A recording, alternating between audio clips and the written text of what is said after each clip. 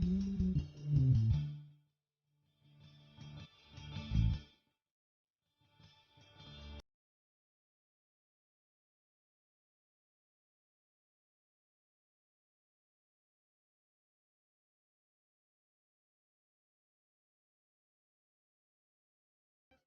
I would like to request Professor Dr. Hegde to offer speech.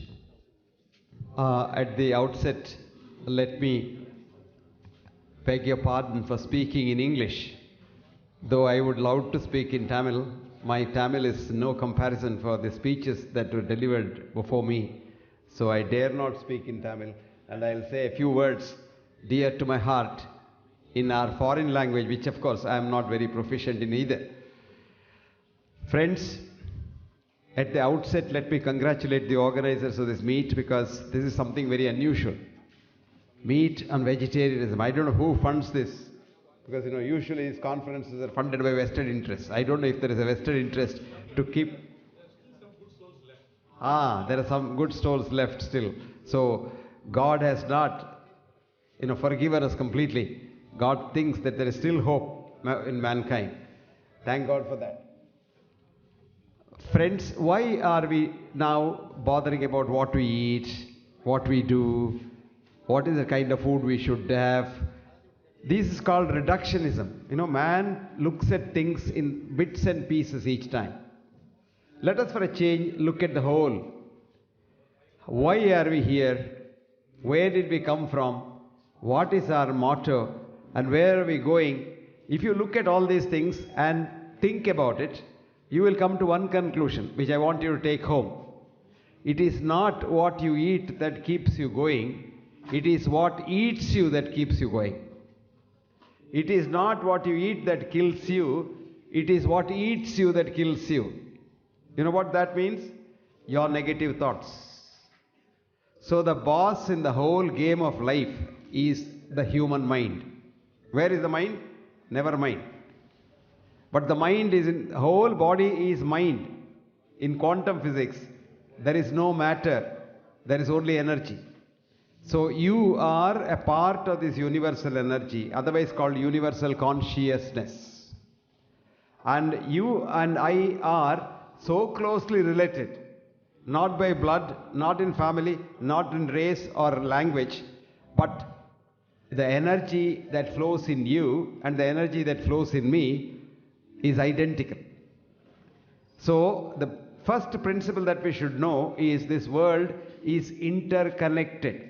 Whether it is philosophy or science, it means the same thing. The world is interconnected is the philosophy of the philosophers of yore. But right from Newton's gravitational theory down to the quantum physics, the interconnectedness of this world is shown. So one doesn't have to, as a matter of fact, one of the speakers earlier said, one doesn't have to eat food to survive. Our energy mainly for survival comes from the ultraviolet rays of the sun. The sun shines on this planet and the energy is in a Schumann ring. And from the Schumann ring, each one of us gets his or her energy. As a matter of fact, there was a Swami I saw in Karthikeyan's house who wouldn't eat anything. He will look at the sun for about 4 hours in the morning and then he survives. He went to Manasarovar with Karthikeyan. He has got the video. And when all these people had about 10 covers of clothing, that man had just a shawl and a kacha and he was sleeping on the snow. No shoes. He was walking barefoot on the snow in Manasarovar. And he walked up the Himalayas barefoot. And I have seen some Swamis in the Tibetan monasteries. They just lie down there. If you have a Turkish towel which is wet, you put it on his chest and say, dry this. In 10 minutes, the towel will be dry because he can increase the heat of this chest so much that the whole thing gets fried. All this is possible if you know how to control your mind and how to control your energy. I'll give you a small little bit of pranayama. When you take a deep breath in and chant Om, when you say Om, this is ordinary sound. But when it goes down through your vocal cord and vibrates the vocal cord, it becomes ultrasound. You know what ultrasound is? Ultrasound travels in straight lines and ultrasound has a lot of energy.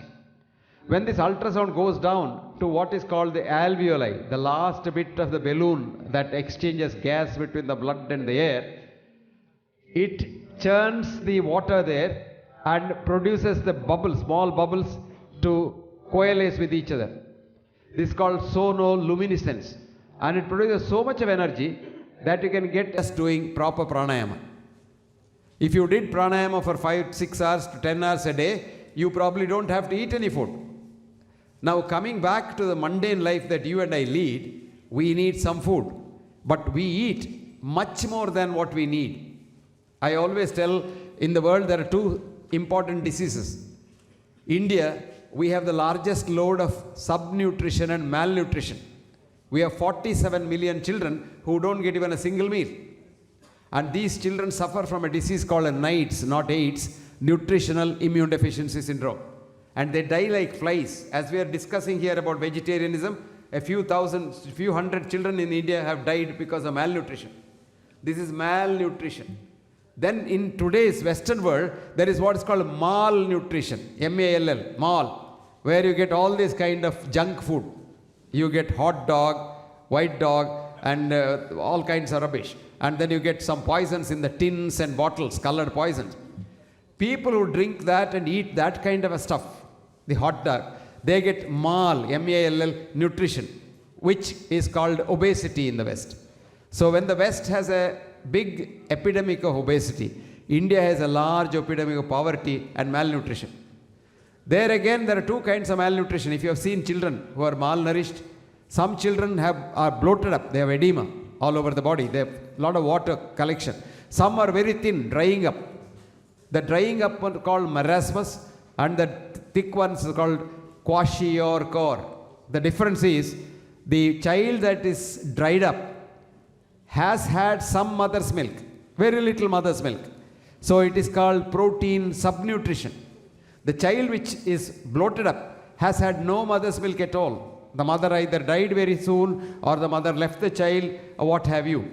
And whatever food the child gets is not the good food, the good protein, so it damages the liver first and produces edema. Whereas the child which eats too much of the junk food becomes obese, becomes a diabetic very soon, gets heart disease and dies early.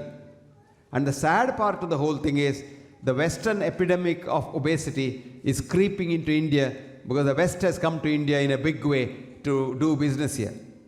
So you can see, even in a village, day before yesterday I was in a village where I saw Kentucky Fried Chicken, KFC. In a village, there's an arrow which says KFC. I really had tears in my eyes. If KFC could come to this village, in what way they have invaded? This is the biggest invasion. This is the cultural invasion. They invaded with the army in the olden days, now they are invading with their culture. They want to sell and make money. As someone rightly said, today the world runs after money. So anything that you get from outside is not reliable because they just twist the facts to make money and sell their wares. Having said that, we can all sustain ourselves with the minimum food.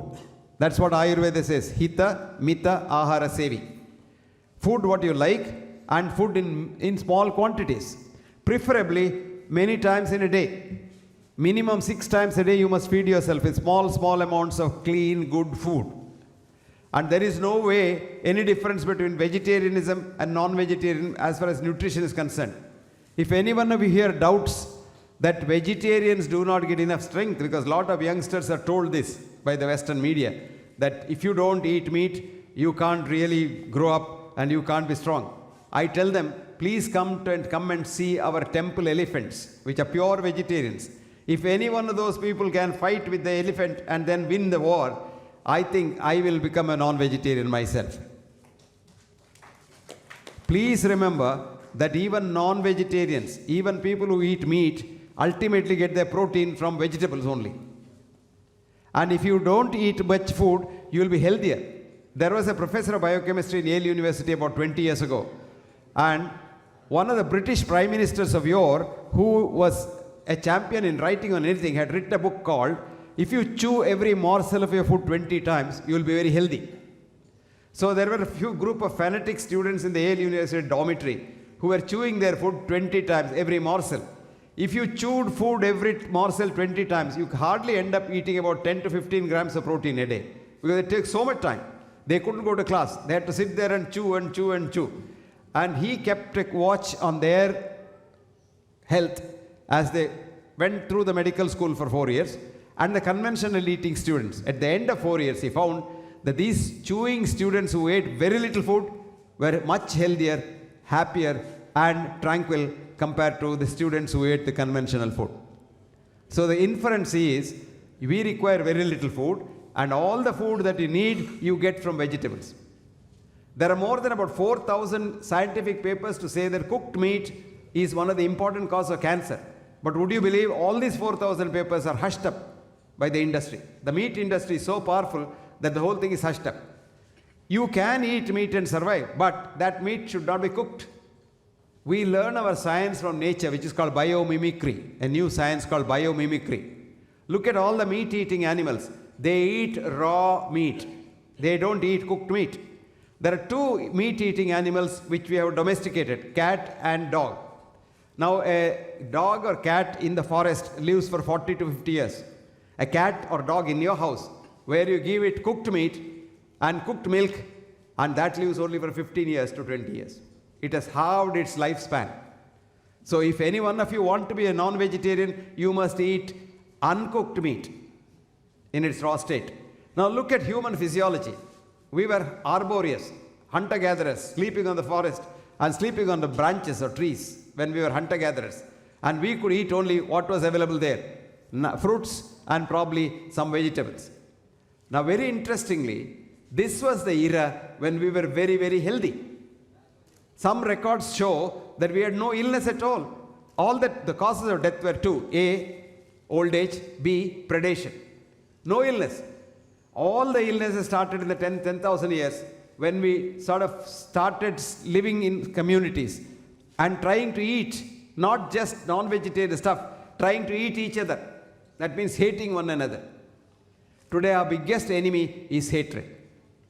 Recently, one of my articles was published in the British Medical Journal where I said, the cause of killer diseases is your mind.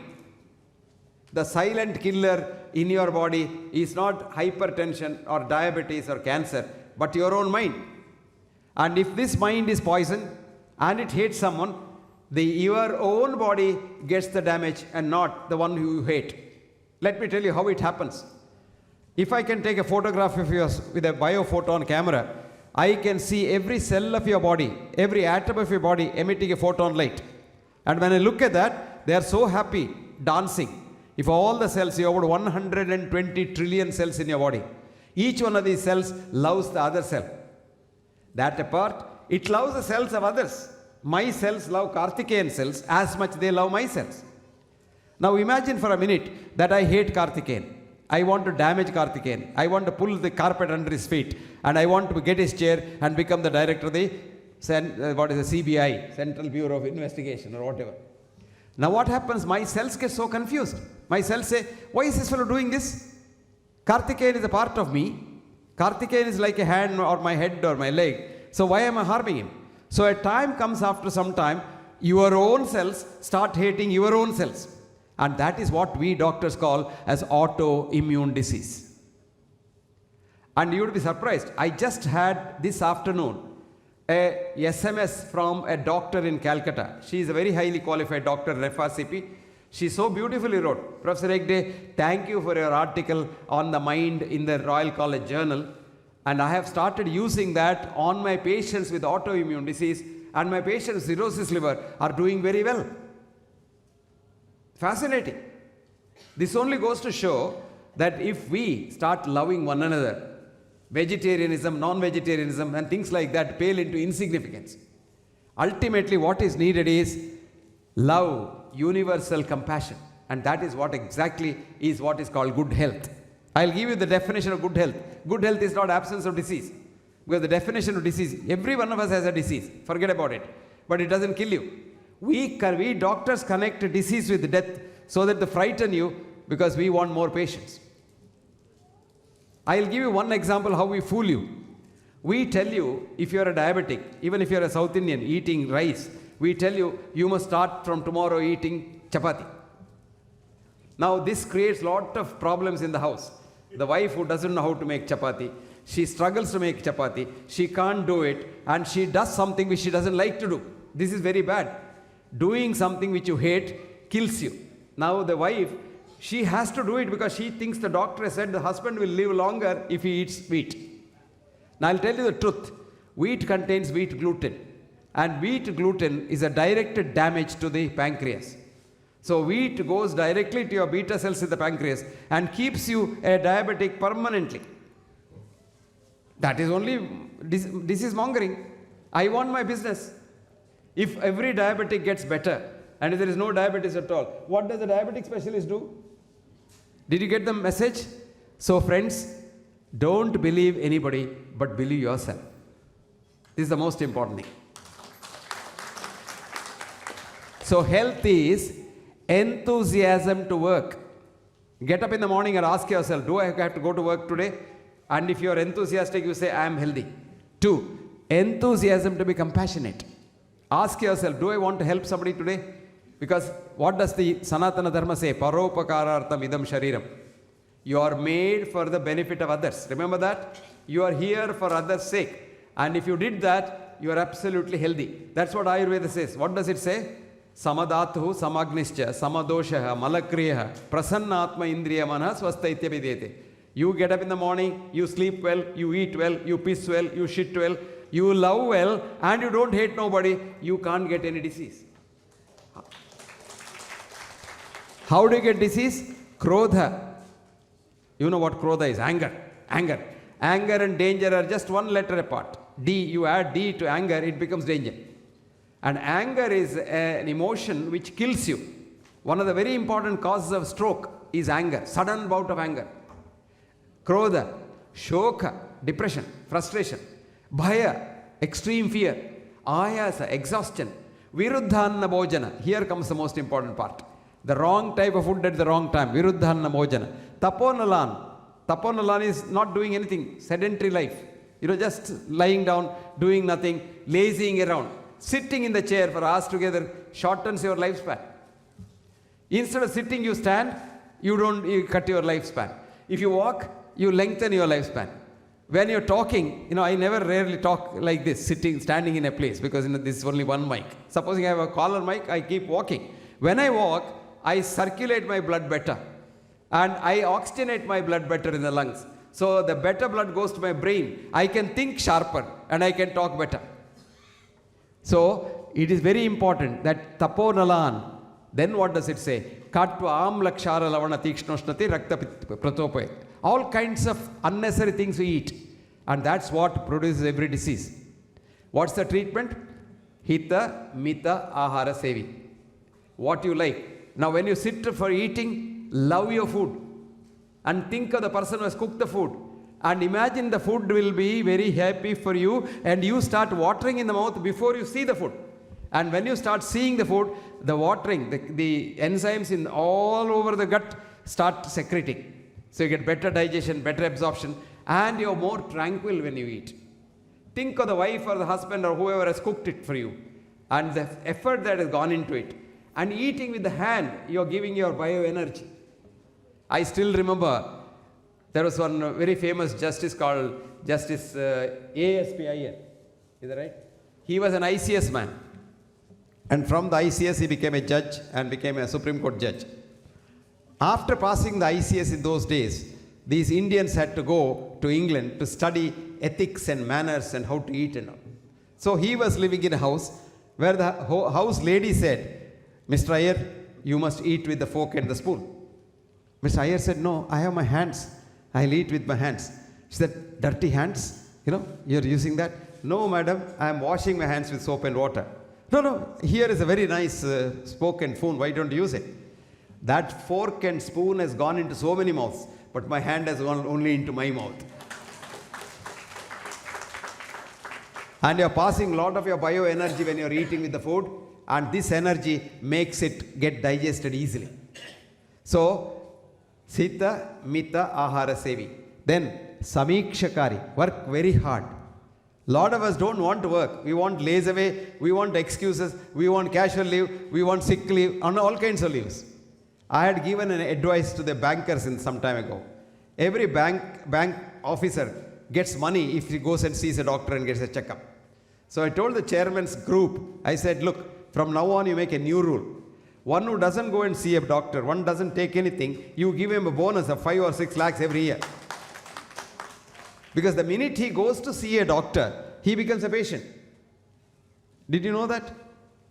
An American professor of medicine, Leon Eisenberg, asked the brightest of the student in the class a question. Who is a patient? Do you know what the student answered? A man or a woman who sees a doctor becomes a patient. Then she was shocked. Is it what I have taught these students? Then she asked, when does he become a man or a woman again? Do you know what the student said? Rarely ever, comma, if ever, full stop. How does it happen? We say, this is your normal sugar. There is no definition of normal in our medicine. We statistical. We have average. Like, for example, I'll give you, what is the normal height of Indian males? You did a study, 1,000 males and the Gaussian curve, plus mean plus 2 standard deviation. So 5.4 inches plus minus 2 inches is the normal for Indian males. Okay? We accept it as normal. So anybody outside that is abnormal and he requires treatment. Amitabh Bachchan comes for a checkup, 6.2. So what's the treatment we give? Cut his leg and make him 5.6. And then Jaya Bachchan comes for a checkup, 4.6. What's the treatment? Transplant a leg for a maker, also 5.2. This is exactly what we do. Mahatma Gandhi's blood pressure used to be 200 by 120. And who was not getting sleep? Sushila Nair, his doctor. But the old man never took any treatment. And he died of kidney disease, heart disease, blood disease, head disease, and all kinds of diseases. Did he? That would have spared God say his life if he had died of that. He didn't die. He lived to be killed. So this is what we do. That is what is called average becomes a normal. You get what is called false positive. Remember that? So if you know little statistics, for when you apply disease statistics to healthy people, you get on an average for every parameter checked by the doctor, 5 to 10% false positives. Now remember, now you go for a checkup in the hospital, TBS, your 500 parameters are checked at a given time. So for each parameter, 5% false positive. 500 parameters, 2,500 false positive. If 100 people go for a checkup, 2,500 patients come out. That is why they make you run on a heart day, they make you run on a healthy day, Bupa walk, etc., because you make people who have not walked at all, make them walk 5 miles on the first day. Their knee joint is going to get damaged and they get pain and they come to the hospital. So one bakrak has come. Now when they walk and somebody sees him walking with a little gasp, you better get a checkup. Your heart may not be very good. So he comes there, he gets a block and he becomes an angioplasty candidate. So you think they do this walking all for your good? No, for their good. This is called disease mongering. In the good old days when this blood pressure first became a disease, do you know how? In Germany, some company made a chemical which lowered blood pressure. So how to sell it?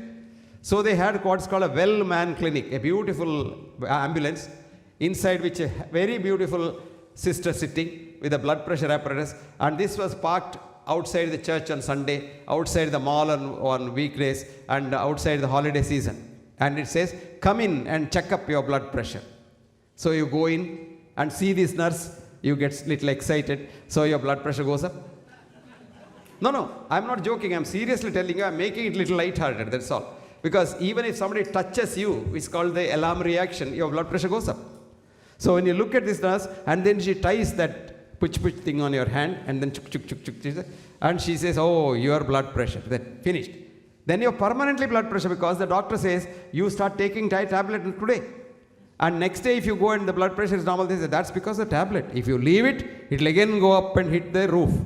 Nothing of the sort happens. But once labeled, this is called labeling. You are permanently labeled. So don't you spoil your health. Ask yourself whether you're healthy and don't ask the doctor. If you can work hard, and if you can love others, compassionate, you're fine. Now why are we getting these diseases like blood pressure, cholesterol, so-called sugar and all? It is because when we were hunter-gatherers in the forest, Predation was a cause of death. So God in his wisdom gave us a special system called the autonomic nervous system. So if you saw a tiger in the forest, you have to run away from the tiger. If you don't run away, the tiger will definitely kill you. If you run away, there is a chance that you may not be killed. So you run. For running, you require energy. Today, P.T. Usha can drink glucosated run. But in the forest, you don't get glucosate. So God said, okay, I will prepare good glucosate. God made the sympathetic system secrete a hormone called adrenaline. And this adrenaline goes to the liver. In the liver, God has kept a lot of gunny bags of sugar as glycogen. So it goes into the liver, releases the sugar from the liver, which is called neoglucogenesis. Actually, Aurobindo so beautifully said, Galen and Hippocrates gave us some hocus pocus in Latin and made us get frightened. So anyway, neoglucogenesis, you get sugar. So you start running, you get energy. Then to run, your blood pressure must go up, so your blood pressure goes up. To run, your heart rate must go up, it goes up, all because of adrenaline. Now when you run away from the tiger, all these things come down. Sugar comes down, blood pressure comes down, heart rate comes down. Today we have transplanted ourselves from that forest into the society, so-called society, civilized society. Civilized society, in my concept, is making man go more towards animal instincts. That's a part. Yes, it's over, ma. Time over. Time over. Thank you very much. But if you want me to complete this whole story quickly, 2 minutes, 1 minute, yes. Now what happens? Today everybody in society has become a tiger. Your boss is a tiger, your assistant is a tiger, your wife can be a tiger, your husband can be a tiger. So you keep seeing these tigers every minute and every day, and your blood pressure goes up, your sugar goes up, your goes up. Now there is no time to run because you can't run away from these tigers. So you have to be there and suffer that. So this permanently remains high, and you die not because of any other cause, you die because of your mind. Your mind gets frightened. So friends, be tranquil, you will live as long as you live. I'll close it with an Irish couplet which says, I eat whenever I am hungry. This is what you should follow. Never eat when you are not hungry. I drink when I am thirsty. If heavens don't fall down, I'll certainly live till I die. Thank you very much. Thank you so much, sir, for your illuminating lecture. Padma Bhushan Professor Dr. BM Hegde is really an inspiration for all healthcare professionals around the world. His insights regarding holistic health and mind-body medicine are appreciated by holistic healthcare experts around the globe.